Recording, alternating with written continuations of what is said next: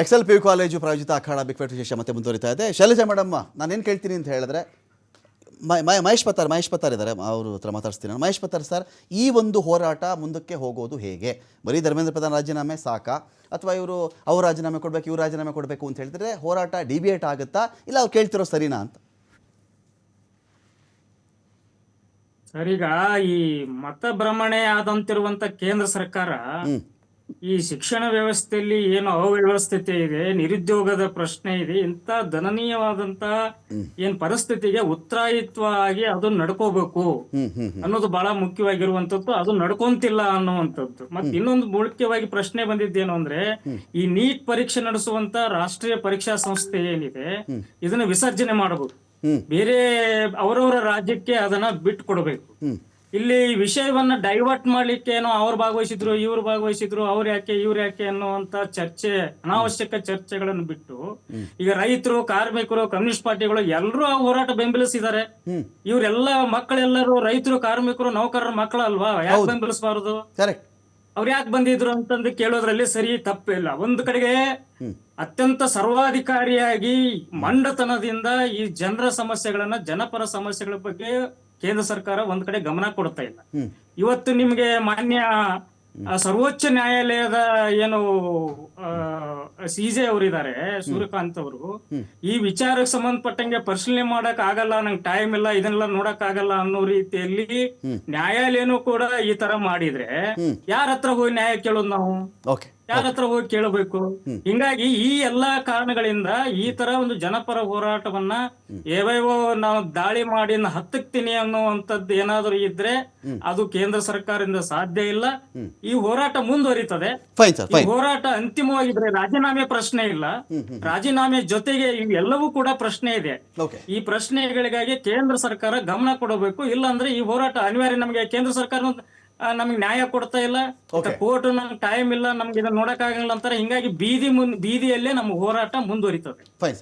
ನಾನು ಇಲ್ಲಿ ಕೀರ್ತಿಗೆ ಒಂದು ಪ್ರಶ್ನೆ ಕೇಳ್ಬಿಡ್ತೀನಿ. ಕೀರ್ತಿ, ಪಾಯಿಂಟ್ ಏನಂತ ಹೇಳಿದ್ರೆ, ಈ ಬಿಡಿಯಾಗಿ ಹೋರಾಟಗಳಾದಾಗ 1857 ಪ್ರಥಮ ಸ್ವಾತಂತ್ರ್ಯ ಸಂಗ್ರಾಮ ಇತ್ತಲ್ಲ, ಯಾಕೆ ಫೇಲ್ ಆಯಿತು ಅಂದರೆ, ಒಂದು ಕಡೆಯಿಂದ ಇನ್ನೊಂದು ಕಡೆಗೆ ಕನೆಕ್ಟಿವಿಟಿ ಸಿಕ್ಕಲಿಲ್ಲ, ಅವತ್ತಿಗೆ ಕಮ್ಯುನಿಕೇಷನ್ ಇರಲಿಲ್ಲ. ಎಲ್ಲೋ ಮಂಗಲ್ ಪಾಂಡೆ, ಇನ್ನೆಲ್ಲೋ ಒಂದು ಕಡೆ ಎನ್ಫೀಲ್ಡು ಅಥವಾ ಬಂದೂಕುಗಳಿಗೆ ಹಂದಿ ದನದ ಕೊಬ್ಬನ್ನು ಸವರಿದ್ದಾರೆ, ಗಲಾಟೆ ಆಯ್ತಲ್ಲ, ಅಟ್ಟೆ ಟೈಮ್ ಆಗಲಿಲ್ಲ. ಬಿಡಿಯಾಗಾದರೆ ಎಲ್ಲಿ ಬೇಕಾದರೂ ಹೋರಾಟವನ್ನು ಹತ್ತಿಕ್ಕೆ ಬಿಡಬಹುದು. ಎಂಥ ಹೋರಾಟ ಆದರೂ ಅಷ್ಟೇ.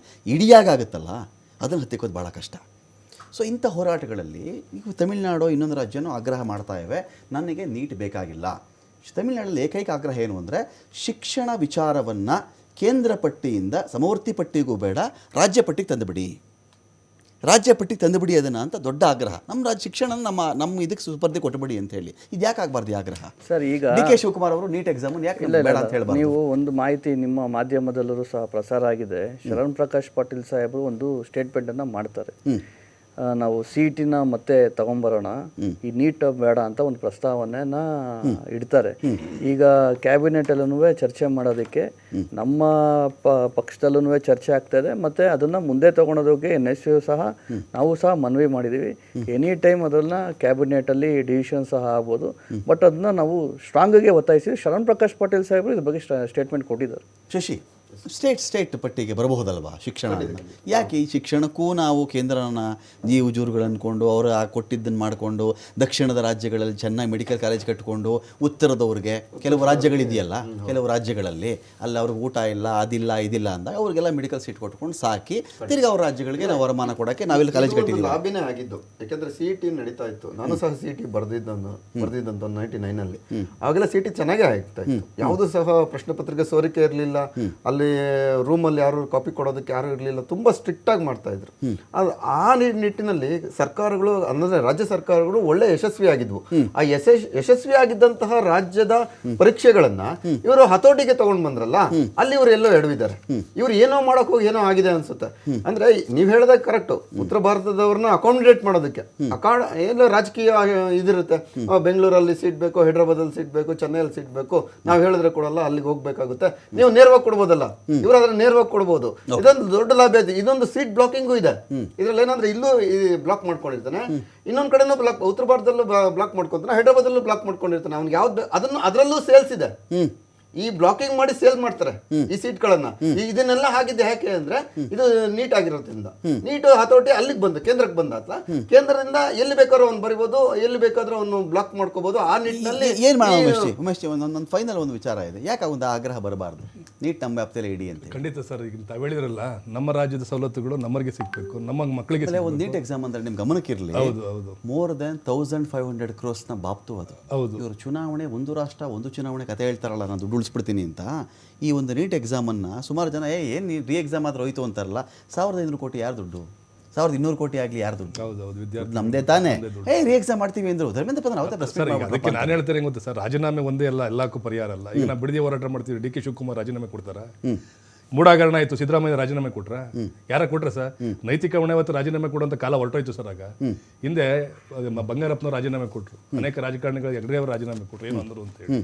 ಸೊ ಇಂಥ ಹಗರಣಗಳು ಬಂದಂತ ನೈತಿಕತೆ ಹೊರಟೋಗಿದ್ದೀವಿ ಇವತ್ತೆಲ್ಲ. ಹೀಗಾಗಿ ನಾವು ಅದನ್ನ ಪ್ರಶ್ನೆ ಮಾಡಕ್ ಆಯ್ತಾ ಇಲ್ಲ. ಈಗ ಏನ್ ಮಾಡ್ಬೇಕು? ಈಗ ಸದನದಲ್ಲಿ ಬಂದು ಚರ್ಚೆ ಮಾಡಿ ಅದು ಬೇರೆ ನೀಟ್ ಏನ್ ಮಾಡ್ಬೇಕು? ಮೂಡ ಹಗರಣ ಆಗಿದೆ ಇಲ್ಲ ಅನ್ನೋದೇ ಕನ್ಫ್ಯೂಷನ್ ಇತ್ತು. ನೀವು ಅದ್ರ ಬಗ್ಗೆ ಮಾತಾಡಬೇಡಿ, ಬಿಡ್ದಿ ಬಗ್ಗೆ ಮಾತಾಡಬೇಡಿ. ಈಗ ನೀಟ್ ನೀಟ್ ವಿಚಾರದಲ್ಲಿ ಇಲ್ಲಿ ಪ್ರಶ್ನೆ ಪತ್ರಿಕೆ ಸೋರಿಕೆ ಆಗಿದೆ, ಅದರಲ್ಲಿ ನೀವು ಆಗಿದೆ ಇಲ್ಲ ಅನ್ನೋದೇ ಕನ್ಫರ್ಮ್ ಇಲ್ಲ. ನೀವು ಅದನ್ನ ಮಾತಾಡಿ, ನೀವು ಯಾವ್ದನ್ನ ಮಾತಾಡೋದು ಪ್ರವೋಕ್ ಮಾಡ್ತಾ